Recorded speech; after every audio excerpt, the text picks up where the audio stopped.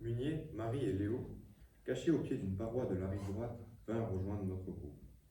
Alors, abandonnant toute chance de surprendre la panthère, nous tînmes sa longue dans les rochers jusqu'au soir. Munier montra aux enfants le tirage papier d'une photo qu'il avait prise une année auparavant. Au premier plan, un faucon couleur de cuir, posté sur un rocher de lichen. En arrière, légèrement à gauche, derrière le contour du calcaire, invisible à un regard non prévenu, apparaissaient les yeux d'une panthère fixant le photographe. La tête de l'animal s'incorporait au roc, et l'œil mettait un temps à le distinguer. Munier avait réglé ses focales sur les plumes de l'oiseau, sans même soupçonner que la panthère l'observait. Ce n'est qu'en étudiant ses photos, 2 mois plus tard, qu'il s'était aperçu de sa présence. Lui, le naturaliste infaillible, avait été berné.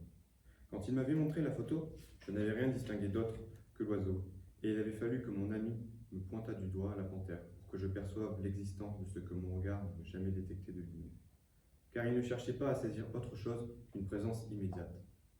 Une fois localisée, la bête me frappait à chaque fois que je voyais l'image. L'insoupçonnable était devenu l'évident.